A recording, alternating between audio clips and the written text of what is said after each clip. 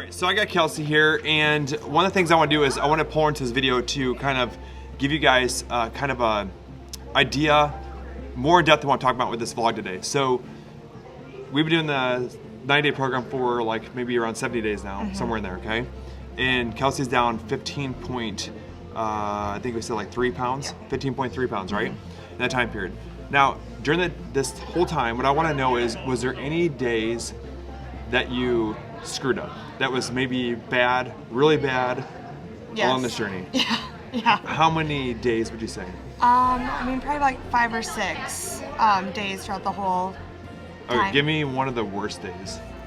So went on a girls' day, was just planning on just kind of hanging out, and ended up getting drunk, I guess.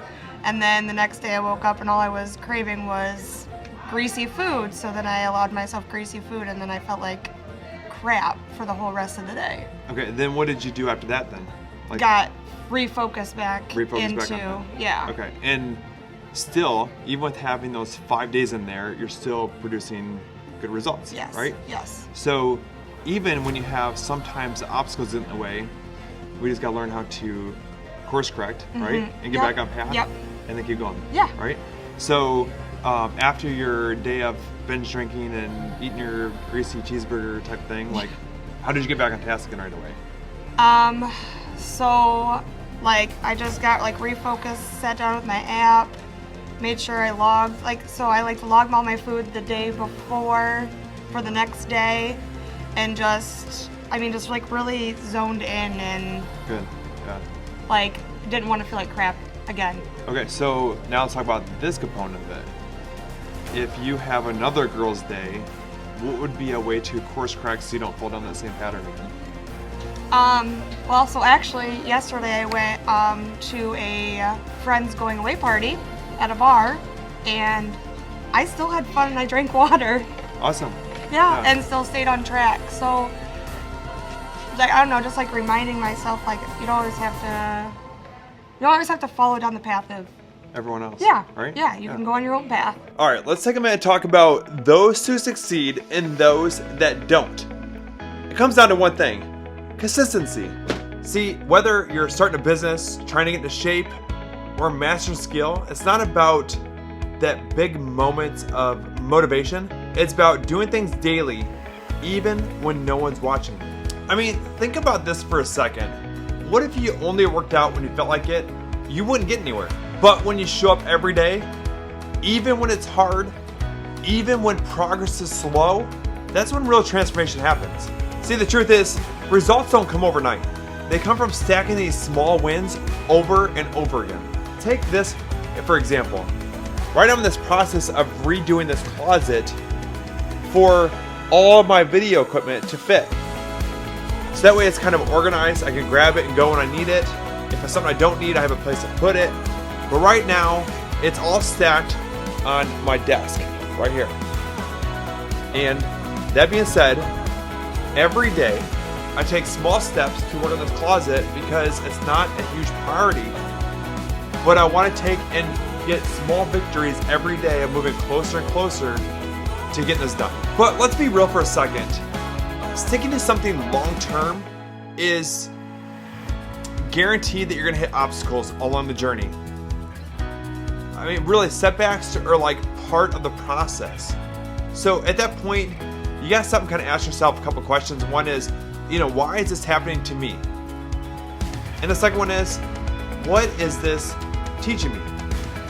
Now, one of the greatest things that you can do is ask yourself those questions, but be careful, because the question of why is this happening to me, our mind starts to attract anything to support that, right? Like maybe this always happened to your parents, or maybe this happened to your siblings, or whatever it is. None of that is going to lead you down to a road of success. When you ask the right questions though, like what is this teaching me? Or what other method can I do to solve this? It creates a whole new way of seeing this. Speaking of obstacles, here's a prime example. So I had this opportunity to get my videos done for the day and create my vlog, and this happened. I walked out to the front area we do our protein bar, and our ice maker is not making ice. The reason why is because when they originally ran a line up here, from the Colgan filter machine, they tapped my humidifier into it, and they think it's sucking all the water out of the filtration system. Why that was done originally, I don't know. Matter of fact, I didn't even catch that before, but we discovered that today when he came in, because this thing is running non-stop due to how dry it is. So it's sucking all the water from the filtration machine, which is preventing the ice from flowing. So that being said, I'm actually in a project right now where I'm going to cut this line, reroute a new water line, tap in to the water system behind the washer, so it has a clear route of water going to the humidifier, which then the water coming from the cold machine is me going directly to the ice maker to keep the ice maker doing its job, making nice protein shakes. So I'm gonna get to work. You know, there's a quote on my wall at FitPro, and it says this: "There's no such thing as failure, there's only results or outcomes." And the truth is, that's exactly what it is, a result or an outcome based on the actions that we took. So simply, sometimes we need to look at an obstacle and realize it's simply a result or an outcome, and then take different actions to achieve a different result or a different outcome. Let me give you an example here. So I'm in the process of hanging this bracket in this closet right here. And let's see, let me get this down here a little bit so you guys can see this. You'll notice there's holes right here. I thought there was concrete behind here, so I was gonna anchor this bracket because the object I'll be hanging from this is heavy. But if you take a look at this, I stuck the drill bit in there and didn't hit anything. So I took this wire and I ran this wire in here, and it goes way back before it hits anything. So it's like this long of a gap between the drywall and the wall. See, what I forgot about was the fact that there is a gap because in the basement we have concrete that comes up so high, and there's like this ledge and it comes up, and they have this frame built right here, and that's why there's like this big gap between the drywall and the outside concrete. That being said, I have to revamp my plan and come up with a new strategy to solve this issue. See, obstacles are happening all the time in our lives, and we have to learn how to look at them, how to adjust our approach or our techniques around it, and then start to really sit down and evaluate. All right, project is done. It is 4:46, if you guys can see that. I was supposed to be home like an hour ago, but I had to wait for Colton to come to figure out what's going on with this, change out the filters, and then reroute this. And first of all, shout out to Colgan, because they got right here, got that part of it fixed. I had to fix this part here myself. It's done.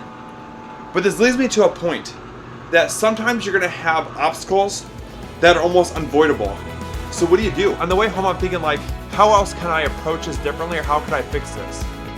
My one solution is having someone else do it, outsource that. And the reason why is because it frees up my time so I can focus on what's the most important to succeed in my life. But the truth is, sometimes that doesn't always work.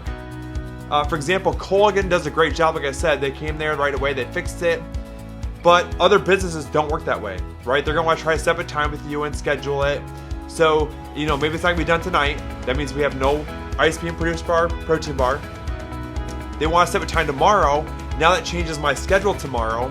So for me to take like an hour and knock it out myself and just fix it myself, save me probably 2 or 3 hours tomorrow that I'd have to rechange everything in my day so someone can come do it. So to me, when I think about that, I'm looking at the approaches that I could take, the solutions around it, and I come up with the best method for success. So remember, if you're feeling stuck right now, then keep 2 things in mind. 1, stay consistent. Progress is built in small, daily steps. And number 2, embrace challenges. If I can guarantee anything, if you can embrace challenges, it makes you stronger and so much better. They're really not stopping you, they're shaping you. So keep pushing, keep learning, and I promise a breakthrough is coming.